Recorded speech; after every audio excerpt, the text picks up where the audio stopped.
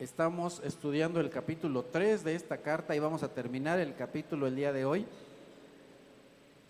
Antes de entrar al estudio del día de hoy, vamos a recordar brevemente algunos puntos que aprendimos la semana anterior.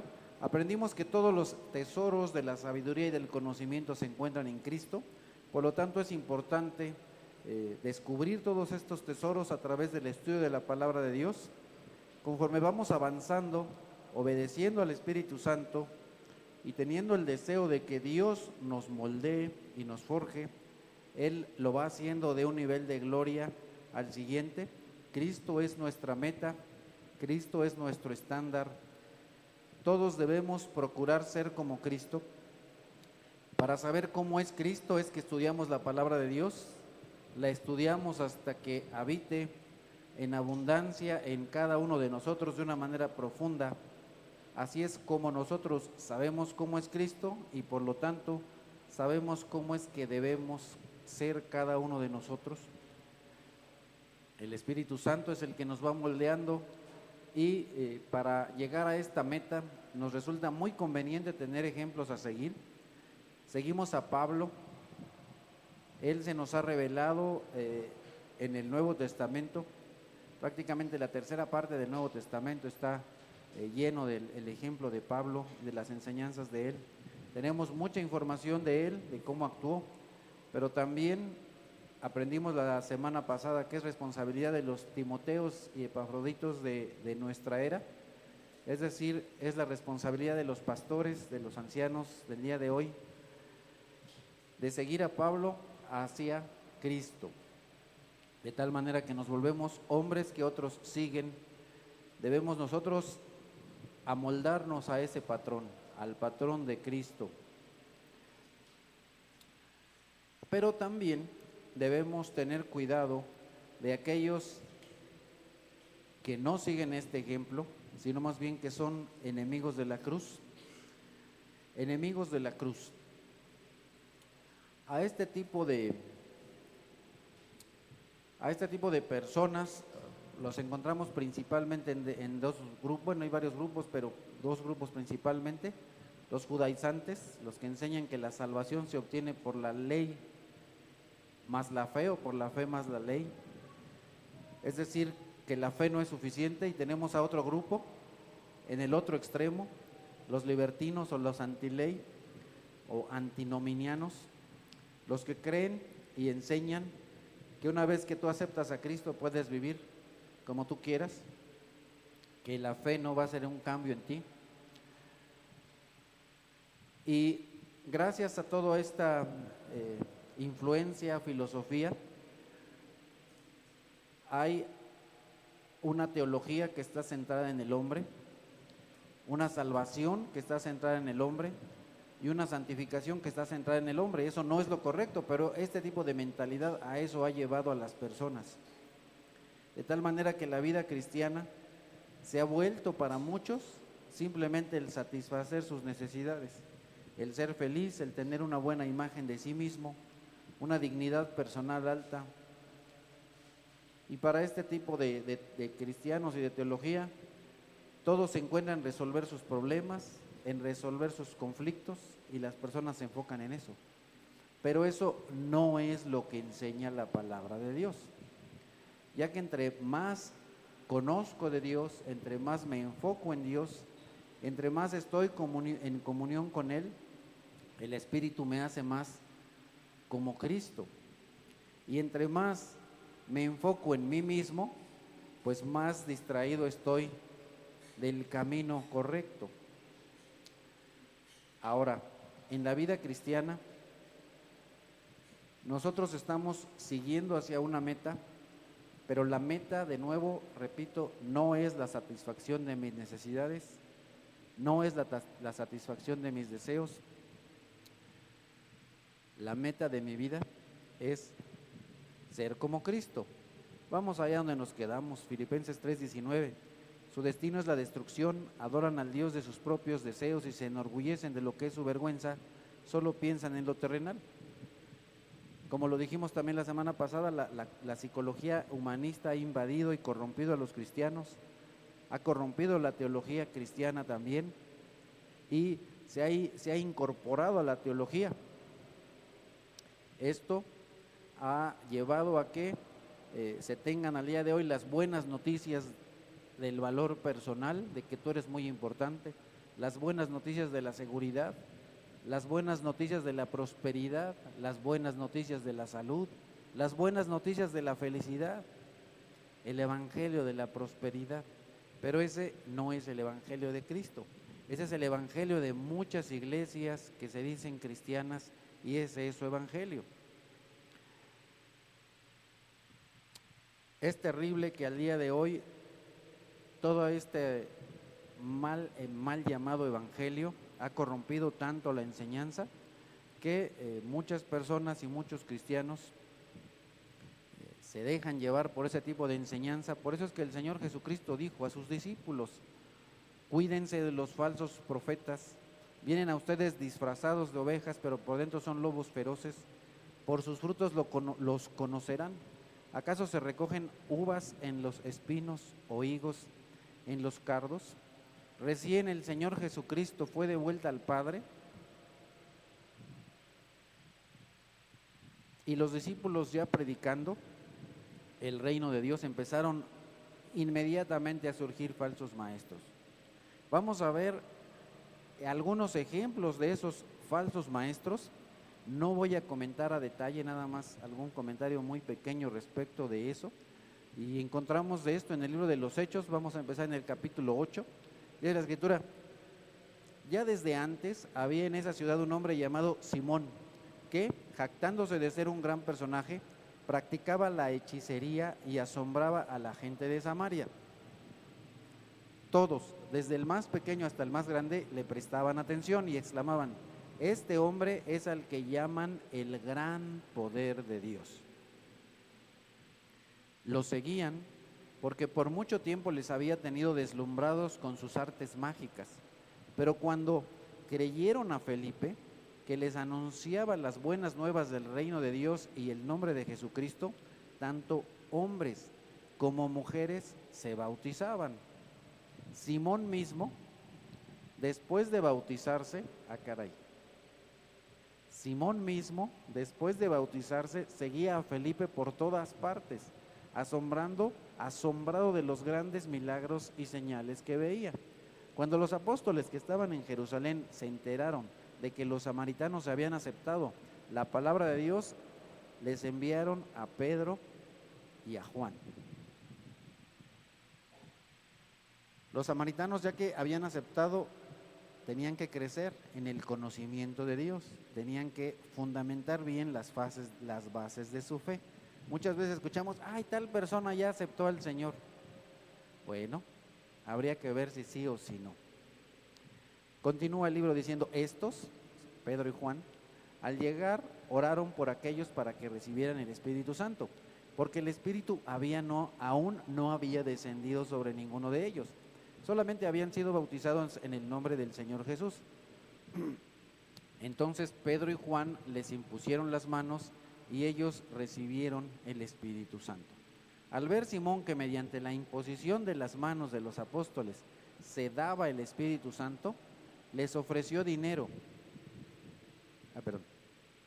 Les ofreció dinero y les pidió: denme también a mí ese poder, para que todos a quienes yo les imponga las manos reciban el Espíritu Santo.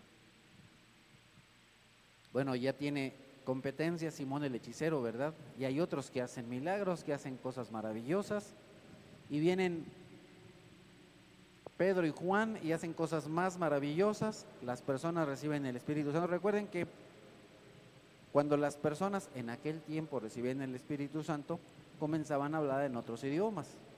Entonces Simón, pues ya quería hacer ahí su interlingua, ¿no? O su harmonjol.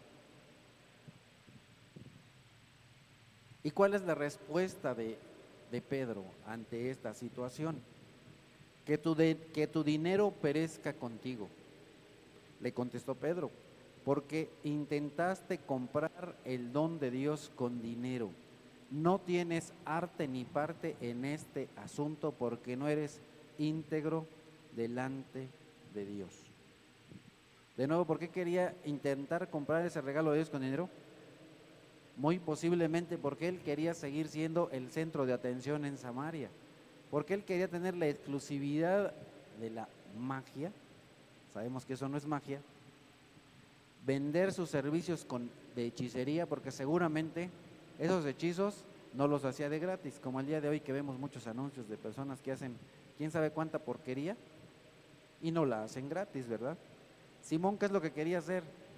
Invertir para después sacar más lana. Quería hacer un negocio. No se trata de negocio, no es así. Pero algo que les dije que no iba a hacer mucho comentario. Se bautizó. Si pusieron atención, lo resalté, se bautizó. Es una persona supuestamente que creyó en el Señor y se bautizó. Pero ¿qué es lo que pasaba con él? No era íntegro delante de Dios. Una persona que no es íntegra, aunque diga que aceptó a Cristo como su Salvador y aunque se bautice, en realidad no hay un corazón íntegro. ¿En quién o en quiénes vive el Espíritu Santo? En los que son íntegros. Muy posiblemente tú has visto a algunas personas bautizarse en esta iglesia o en cualquier otra, pero no son cristianos, no son verdaderamente salvos y el Espíritu Santo no vive en ellos. ¿Por qué? Porque no son íntegros.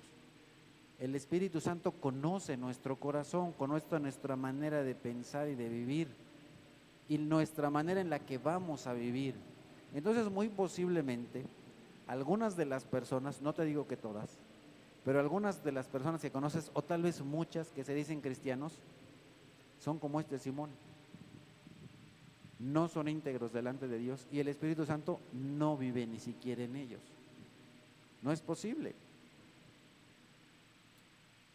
Por eso, continúa Pedro diciendo, por eso arrepiéntete de tu maldad y ruega al Señor, tal vez te perdone. Ahora Pedro no lo dice, mira, como tú ya aceptaste a Cristo y ya te bautizaste, entonces pide perdón y todos tus pecados te van a ser perdonados. No le dice Pedro eso, ¿verdad? Ándale, interesante. Tal vez te perdone, tal vez. ¿Por qué? Porque su corazón no es íntegro. Nuestro corazón tiene que ser de una sola pieza. O creemos 100% en Dios o no creemos. O verdaderamente creemos que Él es Dios, que Él es el Señor, que Él es nuestra autoridad, que Él manda, que Él gobierna y que debemos vivir según sus mandamientos, sus estatutos, sus leyes. Si no creemos eso, aunque hayas dicho que aceptaste a Cristo y aunque te hayas bautizado, no eres cristiano, no eres creyente, no eres hijo de Dios. Vamos a otro ejemplo. En Hechos capítulo 13, recorrieron toda la isla de Pafos, los discípulos. Allí se encontraron con un hechicero, un falso profeta judío llamado Bar Jesús, que estaba con el gobernador Sergio Paulo. El gobernador, hombre inteligente, mandó a llamar a Bernabé y a Saulo en un esfuerzo por escuchar la palabra de Dios. Tenemos entonces a un falso profeta y a los verdaderos enviados de Dios, que son Pablo, Saulo y Bernabé. Pero Elimás, el hechicero, que es lo que significa su nombre, se les oponía y procuraba apartar de la fe al gobernador. Entonces Saulo, o sea Pablo, lleno del Espíritu Santo, clavó los ojos en Elimás y le dijo: hijo del diablo y enemigo de toda justicia, lleno de todo tipo de engaño y fraude, nunca dejarás de torcer los caminos rectos del Señor. Ahora la mano del Señor está contra ti, vas a quedarte ciego y por algún tiempo no podrás ver la luz del sol. Ahí tenemos a otro tipo de enemigos. ¿Qué hacen estos enemigos? Tuercen el camino de Dios. Son personas fraudulentas. ¿Con qué propósito? Con el propósito de alejar a las personas que se están acercando o que se quieren acercar, torcerlos para que no se acerquen verdaderamente a Dios. ¿Qué es lo que este gobernador quería? Si recordamos, dice, él procuraba apartar de la fe al gobernador. Ahí tenemos otros enemigos de la cruz de Cristo, aquellos que ¿qué? Que apartan de la fe a los que se quieren acercar. Y este tipo de personas no son hijos de Dios, sino hijos de ¿quién? Del diablo. Una persona que te aleja de Dios no es hijo de Dios, es hijo del diablo. Una persona que tuerce el camino de Dios no es hijo de Dios, es hijo del diablo. Al instante cayeron sobre él sombra y oscuridad, o sea, se quedó ciego, así como Pablo le dijo. Y comenzó a buscar a tientas quien lo llevara de la mano. Al ver lo sucedido, el gobernador creyó, maravillado de las enseñanzas acerca del Señor. Bueno, gracias a Dios que tenemos ahí a un Pedro, ¿verdad? Nosotros posiblemente no tenemos, no digo de seguro, posiblemente no tenemos esos dones que Dios le dio a Pedro porque se los dio con un propósito. Entonces difícilmente vamos a decirle al Señor que se quede ciego este Bartolo no, Bar Jesús, ¿verdad? No era Bartolo. Recuerden que Bar quiere decir hijo, hijo de Tolo es Bartolo, y Bar Jesús es hijo de Jesús. Olviden lo de Bartolo más, por broma. Pero Bar Jesús es, su papá se llamaba Jesús. Qué interesante. Qué interesante porque este hombre era hijo de una persona que se llamaba Jesús. Bar Jesús. Y alejaba a las personas de Dios. Y entonces el gobernador, cuando vio a dónde estaba el poder de Dios, dijo, ándale, estos son los buenos. El otro nada más me quería alejar del verdadero camino de Dios. Y vamos a otro tipo de enemigos de Dios, de enemigos de la cruz. Segunda de Pedro capítulo 2. Estos individuos, los falsos maestros, los falsos profetas, son fuentes sin agua, niebla empujada por la tormenta, para quienes está reservada la más densa oscuridad, pronunciando discursos arrogantes y sin sentido, seducen con los instintos naturales desenfrenados a quienes apenas comienzan a apartarse de los que viven en el error. Entonces aquí tenemos a otro grupo de enemigos de la cruz, los que son muy elocuentes, los que dan discursos así, wow, que los escuchas y te quedas asombrado de su facilidad de palabra. ¿Qué es lo que pasa con estas personas? Con estos discursos seducen,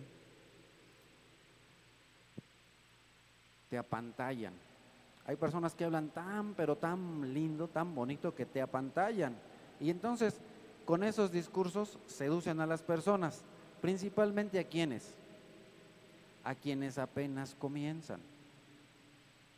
A quienes apenas comienzan, no necesariamente el que tenga un mes o dos, sino también aquellos que no se han dado el tiempo de leer la palabra de Dios. Por lo tanto, sus sentidos espirituales no están ejercitados. Esto es terrible. Tener a personas que te alejan de la palabra de Dios. Y hay muchos, aún llamados teólogos, que hacen eso. Dicen los discursos muy elocuentes, escriben cosas muy tremendas, entonces te quedas así como, wow, qué cosa tan tremenda. Pero te dejas llevar principalmente, ¿por qué? Porque apenas comienzan, porque estás muy cachorro, ¿no?, en la palabra de Dios. les prometan libertad cuando ellos mismos son esclavos de la corrupción, ya que cada uno es esclavo de aquello que lo ha dominado. ¿Y estos de qué están dominados? De sus propios discursos, de su propia filosofía, de su propio pensar que saben mucho. Si habiendo escapado de la contaminación del mundo por haber conocido a nuestro Señor y Salvador Jesucristo, vuelven a enredarse en ella, son vencidos y terminan en peores condiciones que al principio. Más les hubiera valido no conocer el camino de justicia que abandonarlo después de haber conocido el santo mandamiento que se les dio. En su caso, ha sucedido lo que acertadamente afirman estos proverbios: el perro vuelve a su vómito y la puerca lavada a revolcarse en el lodo. Entonces, aunque estas personas aparentemente son personas que saben de la palabra, entre tanto discurso y elocuencia, pierden los fundamentos de la fe y andan por las ramas en vez de enfocarse en el tronco, en las bases, en lo más importante de la fe, en lo más fundamental. Y desafortunadamente este tipo de personas son ciegos, guías de ciegos, que alejan a las personas de Dios. Debemos tener cuidado con todas estas personas elocuentes. Tenemos otro tipo, Judas 4. El problema es que se han infiltrado entre ustedes ciertos individuos que desde hace mucho tiempo han estado señalados para condenación. Son impíos que cambian en libertinaje la gracia de nuestro Señor y niegan a Jesucristo, nuestro único soberano y Señor. Entonces, ¿qué es lo que tenemos? A personas que dicen, desde aquel tiempo decían, y el día de hoy tal vez es lo mismo: creemos en Cristo, creemos en el Evangelio de Cristo, creemos que Cristo murió por nuestros pecados, pero su vida no reflejaba que Cristo viviera en ellos. Había en aquel tiempo, y lo sigue habiendo el día de hoy, una filosofía dualista. El espíritu es bueno y la carne es mala. Y la carne es mala y como sea, como Dios me perdona de todos mis pecados, pues puedo pecar todo lo que yo quiera, porque finalmente soy salvo. No importa lo que hagas en absoluto, porque la materia no importa. Entonces, ellos, desde aquel tiempo, pues le daban vuelo a la hilacha y decían: haz lo que quieras, diviértete, disfruta, sáciate, sé un glotón, pueden ser un homosexual, un fornicario, un adúltero, un borracho, no importa. Finalmente eso solamente está en el cuerpo, no afecta a tu espíritu. Mientras que tú sigas creyendo en Dios y sigas creyendo que eres salvo, no pasa nada. Ese tipo de dualismo entró a un grupo que ya les había mencionado antes, los gnósticos, la teología antinominiana. Y entonces muchas personas dicen: tengo seguridad de salvación, soy salvo y voy a ser salvo y no importa lo que haga, porque una vez salvo siempre salvo. Así es que no importa cómo viva. De la misma manera, continúa Judas diciendo: estos individuos, llevados por sus delirios, contaminan su cuerpo, desprecian la autoridad y maldicen a los seres celestiales. Qué terrible, la contaminación del cuerpo por actos inmorales y también el maldecir a los seres celestiales. Ya les he dicho en más de una ocasión, hay que tener cuidado con ofender aún al mismo Satanás, ¿verdad? Vemos en Judas y a través de Pedro que eso no se debe hacer. Versículo 9 dice: ni siquiera el arcángel Miguel, cuando argumentaba con el diablo disputándose el cuerpo de Moisés, se atrevió a pronunciar contra él un juicio de maldición, sino que dijo: que el Señor te reprenda, que el Señor te reprenda.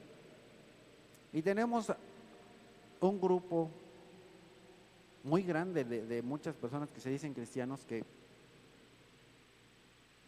enfrentan a los demonios, que dicen que echan fuera demonios, y etcétera, etcétera.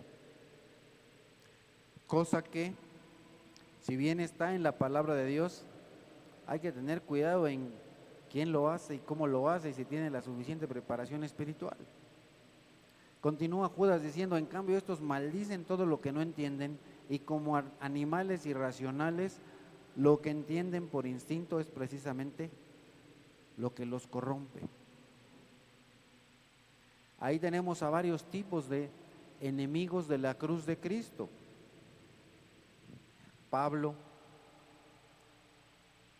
en una de las últimas visitas que hace a esta iglesia, de la cual estamos estudiando en el capítulo 20 del libro de los Hechos, dice, aún entre ustedes mismos se levantarán algunos que enseñarán falsedades para arrastrar a los discípulos que los sigan.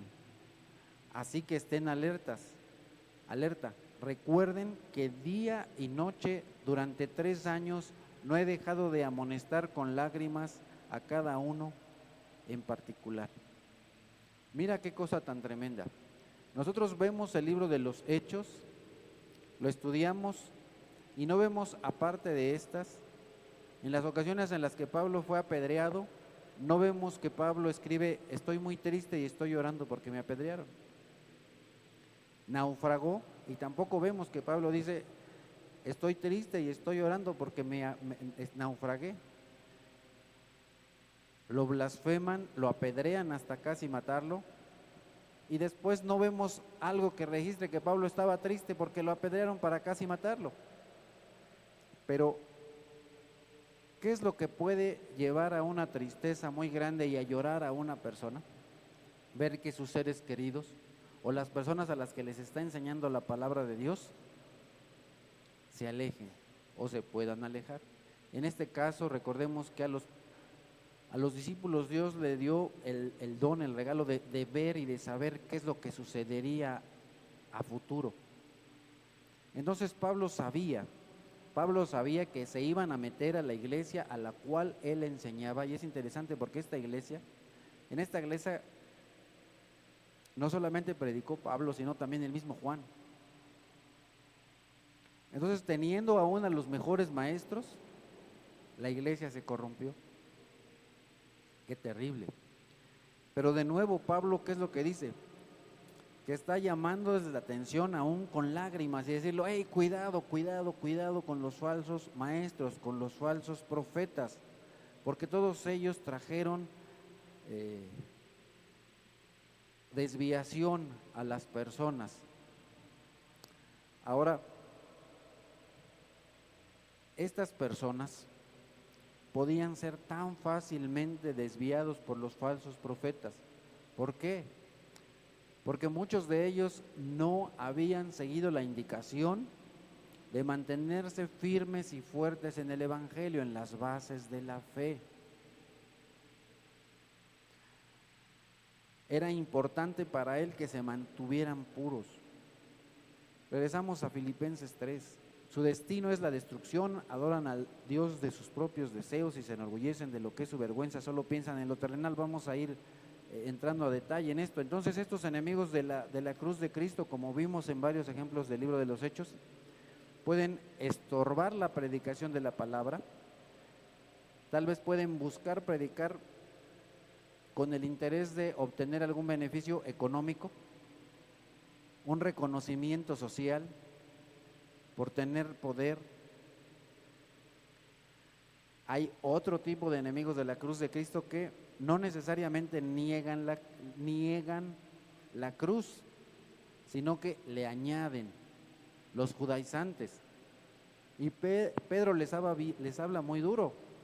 En la misma carta que estamos estudiando, más atrás, les dice perros. Cuídense de esos perros. ¿Cuáles perros? Los judaizantes, porque quieren agregar la ley a la fe.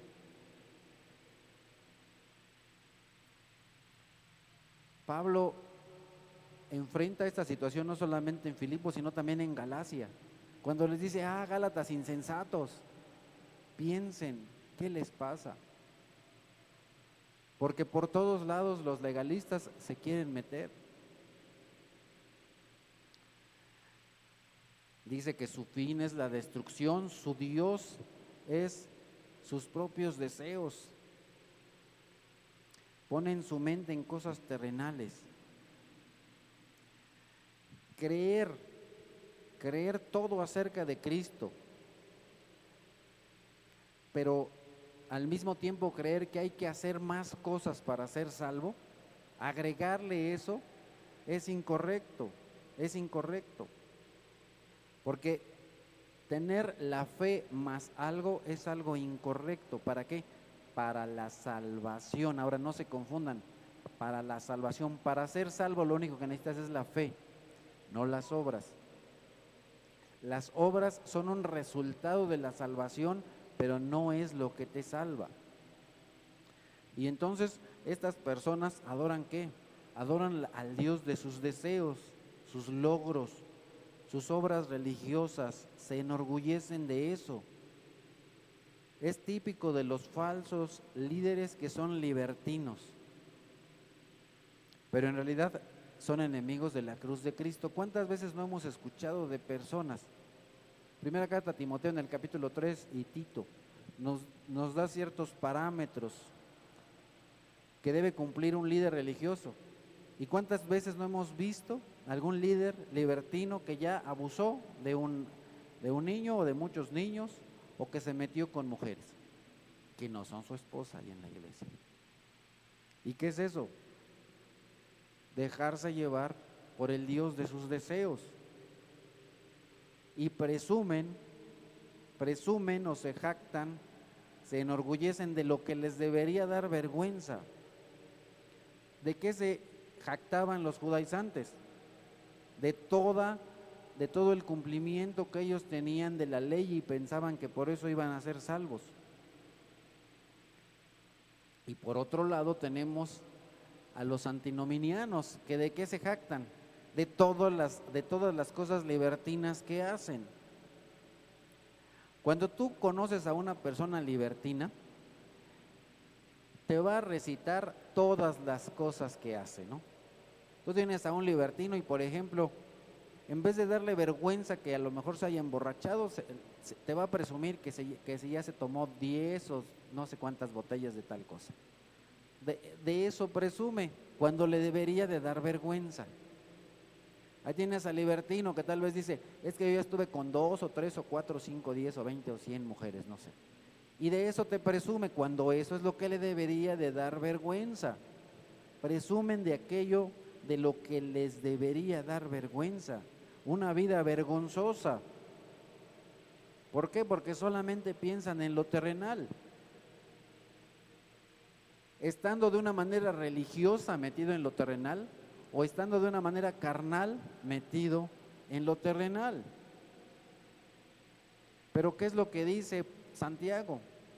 Que la amistad con el mundo es enemistad contra Dios. Y Juan dice que si tú no amas al Padre y que si tú no obedeces al Padre, el Padre no está en ti. De eso piensan todas esas personas, los enemigos de la cruz de Cristo. En cambio nosotros, y ahora aquí hay una transición, en cambio nosotros, te está presentando a quién, a los enemigos de la cruz de Cristo, de los cuales ya hablé. En cambio nosotros debemos tener una perspectiva celestial. Nuestra principal preocupación tiene que ser ¿qué? El cielo. Estamos interesados en Jesús, estamos interesados en Dios.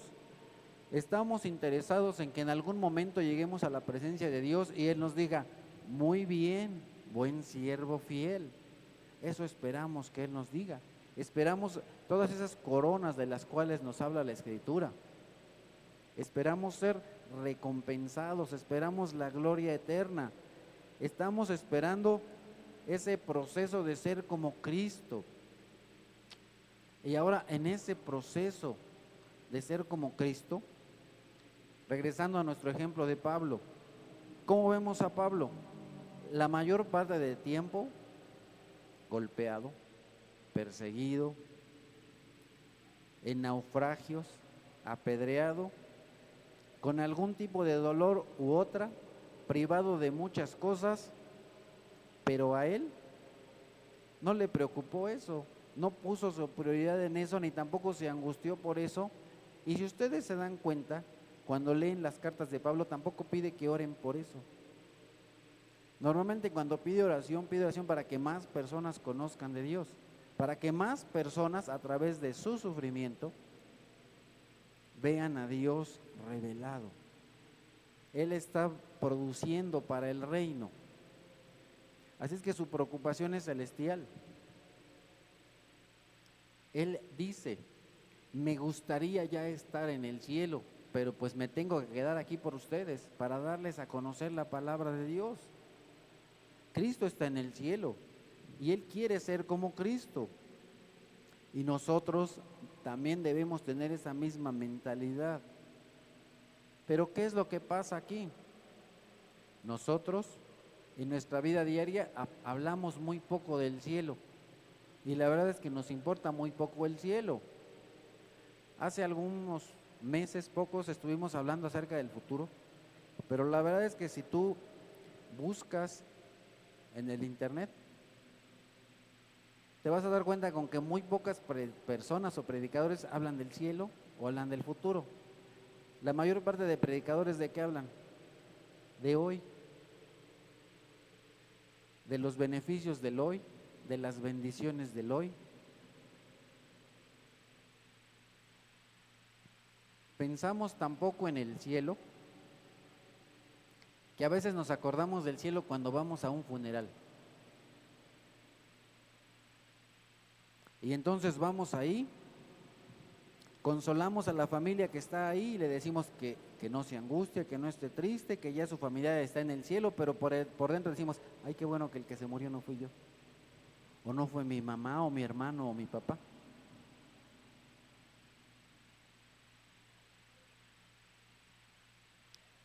Porque no nos emociona mucho el cielo. Y de pronto, sin darnos cuenta, vivimos bajo el engaño de que este mundo es lo mejor y que lo que hay en este mundo es lo mejor, que cuando venga la muerte todo se va a acabar. Entonces nosotros estamos en un mundo humanista, evolucionista, donde cuando viene la muerte todo se acaba. ¿Qué es lo que había en el tiempo de Cristo? Una filosofía que decía, comamos y vivamos que mañana moriremos. Exactamente es lo mismo que pasa el día de hoy. ¿De qué hablan las personas? Escucha las canciones del día de hoy, ¿de qué hablan? De tener sexo y más sexo, de tener mucho dinero y mucho poder, de tener mucha riqueza. Es un mundo materialista y en este mundo se trata de consigue lo que quieras, no importa cómo lo tengas. Si es necesario robarle a alguien, róbale. Si necesitas matar a alguien, mátalo. Lo que importa es que tú tengas lo que tú quieras. Y muchos jovencitos, ¿quiénes son los jóvenes quiénes son los héroes de muchos jovencitos? Los matones. Los que se dedican a cosas terribles. Tenemos a un personaje que francamente me es sumamente desagradable, ¿no?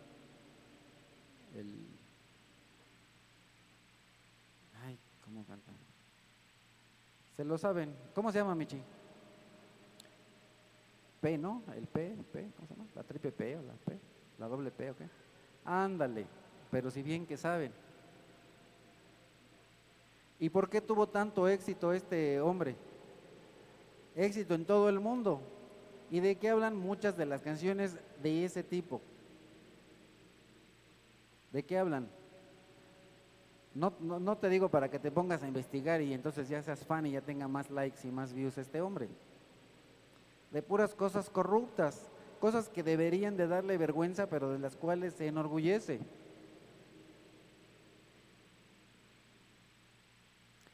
Desafortunadamente, toda esta contaminación ha llegado tan fácil a nosotros y desafortunadamente aún hasta la iglesia, que estamos buscando siempre hacernos tesoros en la tierra, no en el cielo.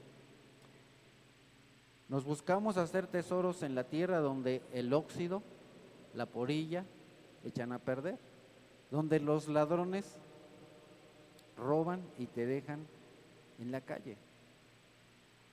Y nosotros a veces nos estamos confundiendo y desviando que no estamos haciendo una diferencia. Nosotros debemos hacer una diferencia. Nosotros deberíamos dejar de escuchar ese tipo de música tan corrupta. Dejar de lado esos malos ejemplos. Hablamos de buenos ejemplos a seguir y malos ejemplos a seguir. Le preguntas a algún jovencito de pronto, oye, ¿qué te gustaría hacer? Narco. ¿Qué te gustaría hacer? Ladrón. Qué fácil, no se tiene que estudiar, no se tiene que esforzar uno, no hay que estudiar, no hay que levantarse temprano, no hay que esforzarse, nada más agarras lo que no es tuyo y ya.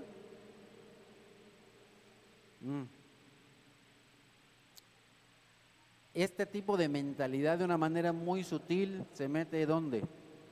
En el famoso evangelio de la prosperidad, en el evangelio de la salud. Una persona está enferma y entonces llega el cristiano y ¿de qué le predica? De que Cristo le va a quitar su enfermedad. Ese es el evangelio de la salud. Bueno, pero ¿y si Dios no la quiere sanar? Muchas personas de pronto se sienten engañadas porque dicen, y ese ejemplo ya se los había dado en alguna ocasión, una persona ahí del claustro donde antes vivía mi suegra, que unas personas llegaron y ya sabes, ¿no? Le pusieron las manos y dijeron, yo declaro en el nombre del Señor que no hay enfermedad, toda enfermedad es echada de aquí, toda enfermedad y todo mal, y no hay enfermedad, ok, se murió su hijo. Un jovencito, muy niño, no me acuerdo exactamente qué edad tenía, pero no tenía creo que ni 15 años, y se murió.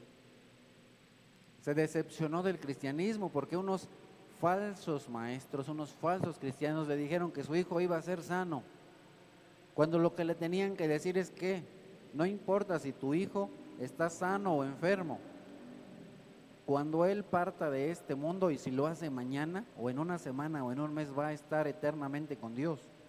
Eso es lo que tenían que haberle dicho, no que su hijo se iba a sanar. Pero ¿qué es lo que tenemos? El evangelio de la salud. Tienes un problema económico, que el Señor abra las compuertas de los cielos y derrame bendición hasta que sobreabunde. Y yo declaro que no habrá necesidad de dinero. Y yo declaro, y se la pasan declarando. Pues que declaren mejor sus impuestos, ¿no? Si quieren declarar.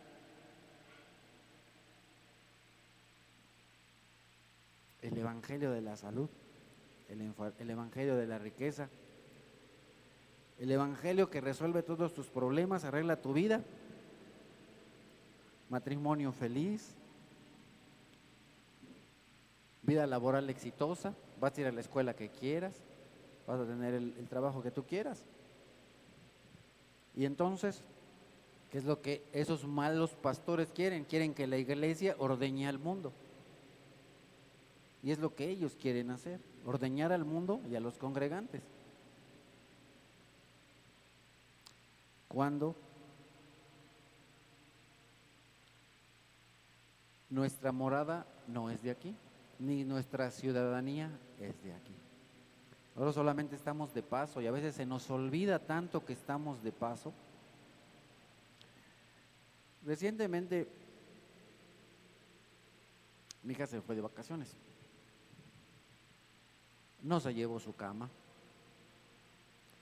no se llevó una tele, no se llevó ropa para muchos días. Pregunta, cuando tú te vas de vacaciones, ¿qué te llevas a tus vacaciones? ¿Te llevas tu cama? ¿Tu tele? ¿Tus qué? ¿No oí? El anafre. Te llevas el anafre, te llevas la estufa, te llevas el refri. ¿Qué te llevas? No te llevas nada de eso. ¿Por qué? Porque vas de paso. Y a veces se nos olvida que este mundo es de paso. Y nos queremos, no dije ustedes, nos queremos llenar de tantas comodidades que a veces se nos olvida que este mundo es de paso. Porque nuestra mente está aquí. Pero dice Pablo, en cambio nosotros, es decir, nosotros somos los que deberíamos hacer una diferencia. Y muchas veces no estamos haciendo esa diferencia. El llamado es que hagamos la diferencia. En cambio nosotros somos ciudadanos del cielo. Le está diciendo antes, hay personas que solamente piensan en lo terrenal, pero nosotros no, ¿seguro? Si el día de hoy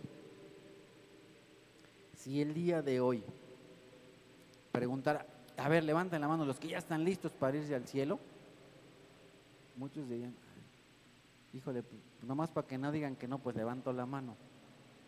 ¿Por qué? Porque están tan amarrados a este mundo, tan aferrados a este mundo que les da terror morir. Nuestra ciudadanía está en el cielo. Recibimos un llamamiento, ¿cierto? Un llamamiento celestial, un llamamiento para ser como Cristo y un llamamiento para estar en el cielo. En el versículo 14 que vimos antes, se le dice el supremo llamamiento de Dios en Cristo Jesús. Llegará un momento en el cual el Señor Jesús nos llame para estar junto con Él y para estar por siempre con Él. Este mundo a veces nos ha contaminado tanto que cuando Dios dice, en el futuro les voy a dar una recompensa, a veces a muchas personas, a la mayoría de personas que estamos en este mundo y que estamos tan corrompidos, como que no nos hace clic, como que no entendemos, como que no nos cae el 20, no nos identificamos con esto. Porque para la mayoría de personas quieren la recompensa ya, el premio ya, la cocinada ya. Anteriormente, ¿te acuerdas, no?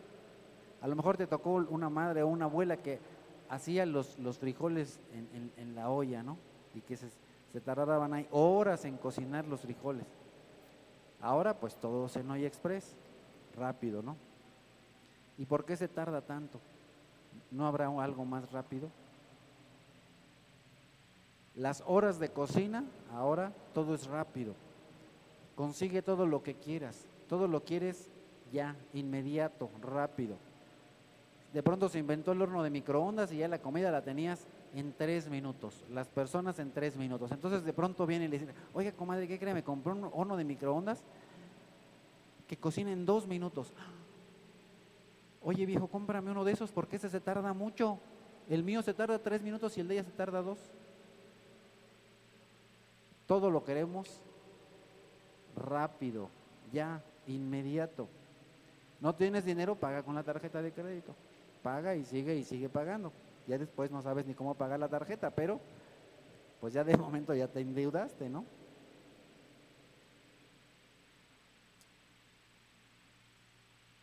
Anteriormente el sueño de muchas personas era construir su casa. Planeaban cómo hacer su casa. Y ahora no, pues algo hecho para que no me dé lata, ¿no? Es el polvo. La molestia, los albañiles, ¿no? ¿Para qué los tengo ahí? No, algo ya hecho, para rápido. Algo rápido. Algo rápido es una casa hecha. De nuevo, hace tiempo yo me recuerdo, era como que el sueño, ay, voy a hacer mi casa. Muchas personas mayores decían, quiero hacer mi casa. Y la hacían, allí iban. Y ahora, una hecha, vámonos. Todo es rápido. Así es que si tú le dices a las personas que van a recibir una recompensa en 20 años o en 30 años, como que dicen, no, yo quiero algo ahorita, ya. Qué terrible. Porque de nuevo, a veces parece como que la muerte va a terminar con todo, pero cuando en realidad no. Cuando ahí va a empezar lo bueno. Lo bueno. Lo bueno viene después de que nuestro espíritu se vaya de este mundo. Ahí es donde viene lo bueno, es a donde empieza la fiesta. Ahí es donde empieza la fiesta. Ahí es donde viene lo bueno. Pero a veces no hay esa pasión, ese gusto, ese deseo. Nosotros somos ciudadanos del mundo. No, nosotros somos ciudadanos del cielo.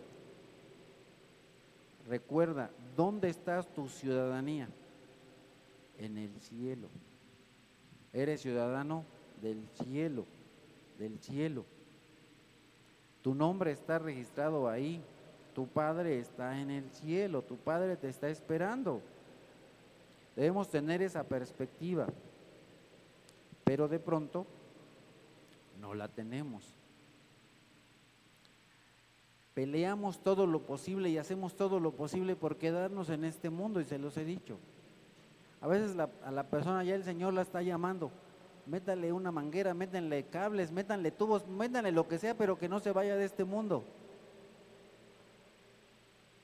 No me hagan eso. Cuando el Señor ya me llame, déjenme que me vaya. ¿Para qué me quieren aquí? Está mejor allá que aquí, con las mangueras y los cables y eso. Eso no es vida. Eso es puro sufrir. Yo lo que quiero es el gozo. No me priven de ese gozo. Nosotros somos ciudadanos del cielo, donde anhelamos recibir al Salvador. Tenemos un llamamiento celestial de Dios en Cristo Jesús. Y entonces cuando el Señor nos llame a reunirnos con Él, vamos a estar siempre con Él. Donde esperamos al Salvador. El Señor dijo, me voy, y si me voy, voy a regresar para recibirlos, para que estén conmigo, para que donde yo esté, ustedes también estén. Eso lo encontramos en Juan 14. Yo soy el camino, la verdad y la vida. Me voy a la casa de mi Padre, ahí hay muchas habitaciones, y yo les voy a preparar una habitación. Voy a regresar para llevármelos, para que ustedes estén conmigo. Entonces, nuestro anhelo, ¿qué es? Que el Señor venga. ¿De veras? ¿Es tu anhelo? Debería ser. Para muchos no es el anhelo que venga el Señor, sino más bien, Señor, ojalá que te tardes. Ojalá que vengas en 20 años. Cuando nuestro anhelo es que venga el Señor. Ese debería ser nuestro anhelo. Ahora recordamos que lo que nosotros esperamos no es un acontecimiento. Lo que esperamos es una persona, a la persona de Cristo. Por ahí de los años 60, 50 y para atrás, la mayor parte de iglesias eran pretribulacionales, así como es esta iglesia. Pero de pronto por ahí de los principios de los 60, 70, cambió la cosa. Recuerden que el pretribulacionismo es que el Señor se va a llevar a la iglesia y no va a pasar por la gran tribulación. Y después vendría, establecería el reino y etcétera.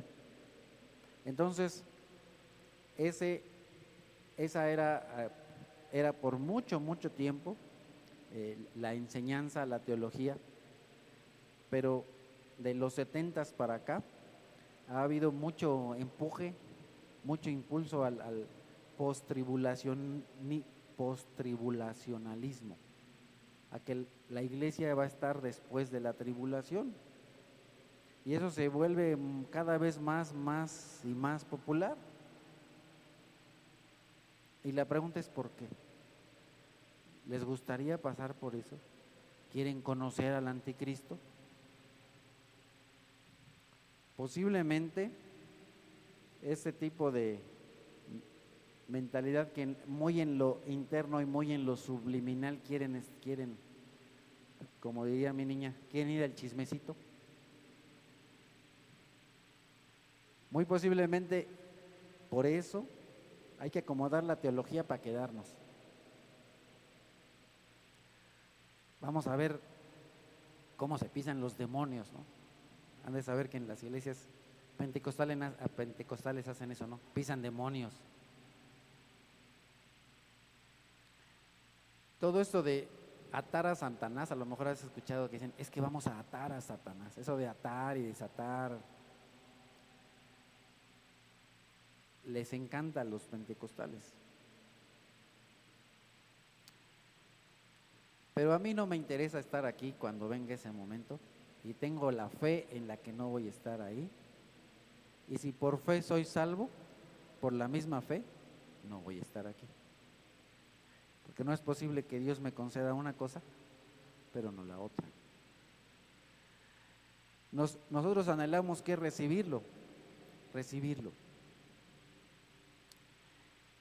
Entonces, no me interesa quedarme en este mundo lo más posible. Me interesa en este mundo estar lo menos posible. Lo menos posible. Ahora, de nuevo se vuelve como novedoso. Ir ahí, estar ahí, ver ahí. Pero nuestra ciudadanía está en el cielo. No sé si te ha pasado que vas en la carretera, vas en la autopista y de pronto sucede algún accidente. Y de pronto, ¿cuántas personas no se demoran en llegar a su casa? ¿Por qué? Por el chismecito. Yo lo que quiero es ya llegar a mi casa. Yo creo que por ahí va el rollo del postribulacionismo. Se quedan para ver el chismecito, ¿no? A mí lo que me interesa no es ver si alguien, o sea, lo que quiero es llegar a mi casa. Llegar a mi casa. Pero a algunos les encanta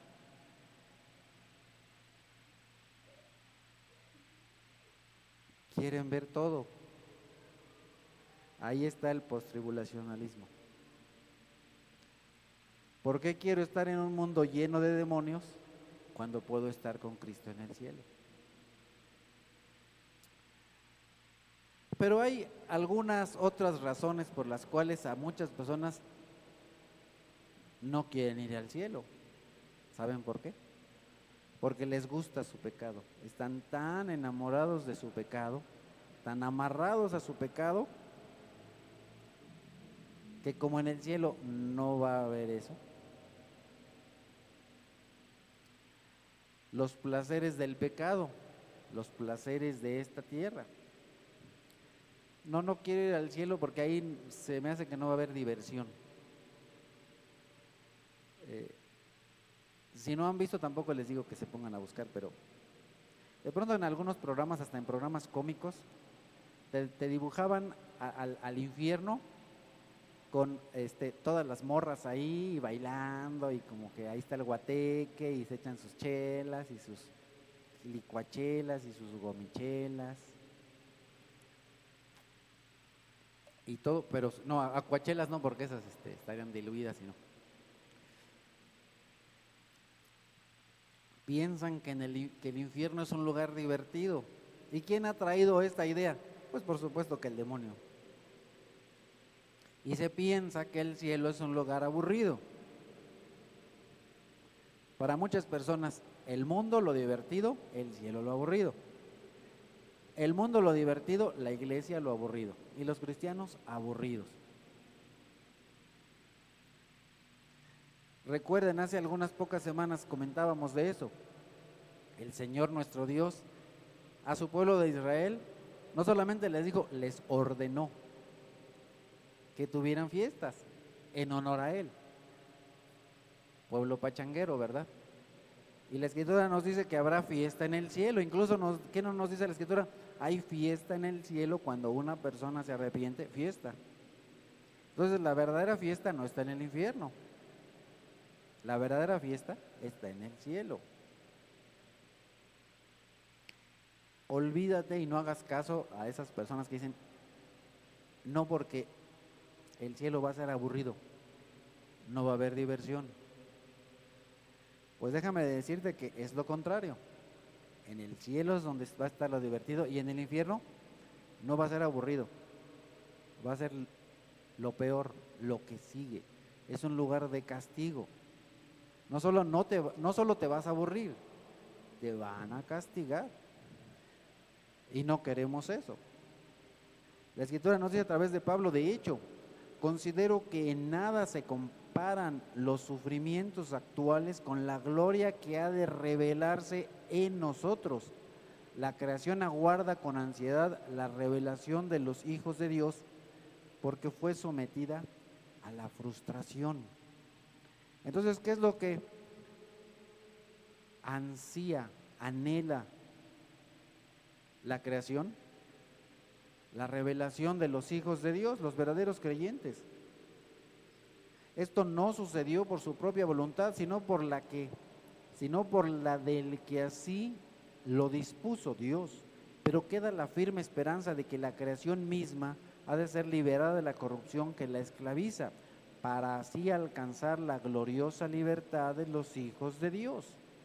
Sabemos que toda la creación todavía gime a una como si tuviera dolores de parto, y no solo ella, sino también nosotros mismos, que tenemos las primicias del Espíritu, gemimos interiormente mientras aguardamos nuestra adopción como hijos, es decir, la redención de nuestro cuerpo. Entonces, ¿qué es lo que anhelamos?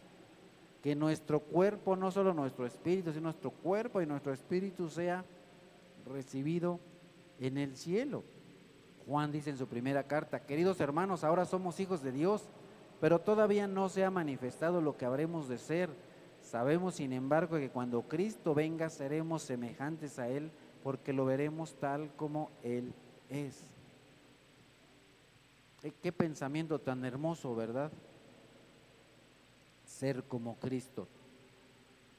Seremos como Cristo. ¿Piensas en eso? ¿Qué tanto piensas en eso?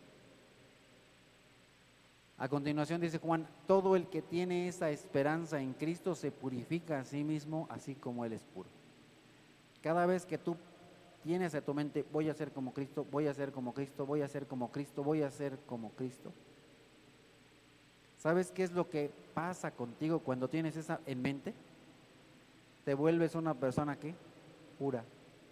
Eres más puro, eres más santo cuando anhelas ser como Cristo. Entonces, nuestra motivación, nuestra grande motivación tiene que ser, voy a ser como Cristo. Por supuesto, cuando me presente delante de Él, voy a rendir cuentas de mi vida, pero tengo la seguridad de que voy a ser como Cristo.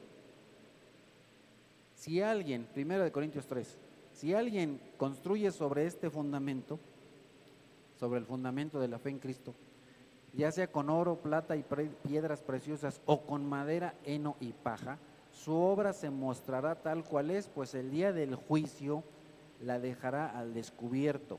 El fuego la dará a conocer y pondrá a prueba la calidad del trabajo de cada uno. Entonces, estoy motivado con que Cristo venga, pero también estoy motivado con que yo dé buenas cuentas, porque si el día de hoy el Señor me llama a su presencia, ¿qué cuentas voy a entregar? Entonces, cada día una de mis motivaciones tiene que ser dar mejores cuentas a Dios, entregar buenas cuentas a Dios. Porque Dios me va a recompensar si entrego buenas cuentas, si hago buenas obras. Entonces, es bueno pensar en la recompensa. Si lo que alguien ha construido permanece, recibirá su recompensa. Pero si su obra es consumida por las llamas, él sufrirá pérdida. Será salvo, pero como quien pasa por el fuego. Estoy motivado por la recompensa.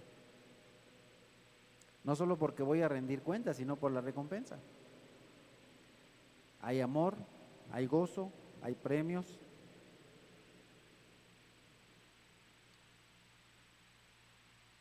El Señor dice en Mateo 25, su Señor le respondió: hiciste bien, buen siervo y fiel, en lo poco has sido fiel, te pondré a cargo de mucho más, ven a compartir la felicidad del Señor, de tu Señor.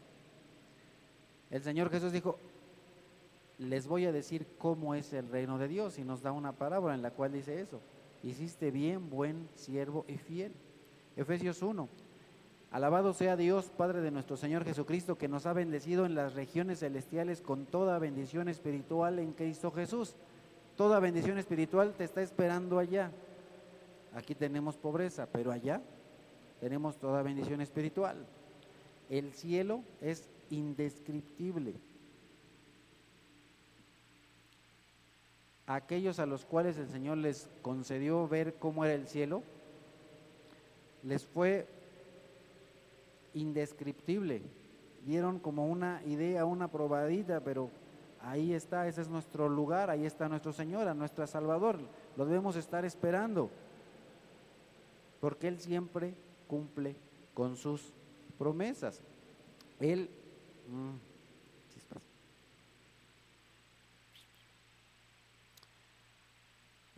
Él transformará nuestro cuerpo miserable para que sea como su cuerpo glorioso mediante el poder con el que somete a sí mismo todas las cosas.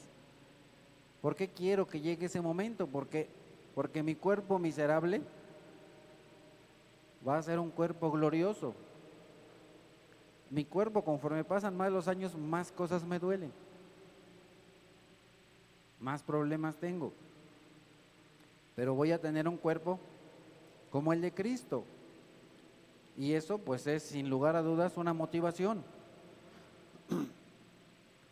El deshacerme de esta carne y de este cuerpo pecaminoso también es una motivación. El saber que ya no voy a pecar es una gran motivación. El saber que soy así, a menos que tú no quieras ser como Cristo, a menos que quieras quedarte como estás y te gusta tu imperfección, porque posiblemente te gusta tu pecado. El Señor ya ha hecho y está transformando nuestro cuerpo interior, pero nuestro exterior todavía falta por ser transformado. Como les leía hace un ratito, la creación aguarda con ansiedad el que los hijos sean revelados, para ser liberados de la corrupción que nos esclaviza, está en nuestro cuerpo. Y como lo dice Pablo en el Corintios 15, en un instante, en un abrir y cerrar de ojos, al toque final de la trompeta, pues sonará la trompeta y los muertos resucitarán con un cuerpo incorruptible, y nosotros seremos transformados, porque lo corruptible tiene que vestirse de incorruptible y lo mortal de inmortalidad. Vamos a tener un alma perfecta, un cuerpo perfecto, vamos a tener una libertad perfecta, no habrá pecado, no habrá tristeza, no habrá dolor, no habrá decepción, no habrá duda, no habrá temor, no habrá tentaciones, no habrá debilidades, no habrá fracasos, no habrá odios, no habrá enojos, no habrá enemigos, no habrá peleas. No habrá que confesar por nuestros pecados. Tendremos conocimiento perfecto, amor perfecto, gloria perfecta. Si simplemente Dios nos salvara del infierno, eso sería la gran cosa, pero no solo Dios te va a librar del infierno, sino que te va a dar todas estas maravillosas bendiciones, toda bendición espiritual en Cristo Jesús. Entonces seremos instrumentos de adoración perfecta, una alabanza perfecta. No habrá un mal impulso, un movimiento equivocado, una visión a algo malo, sino más bien todo bondad.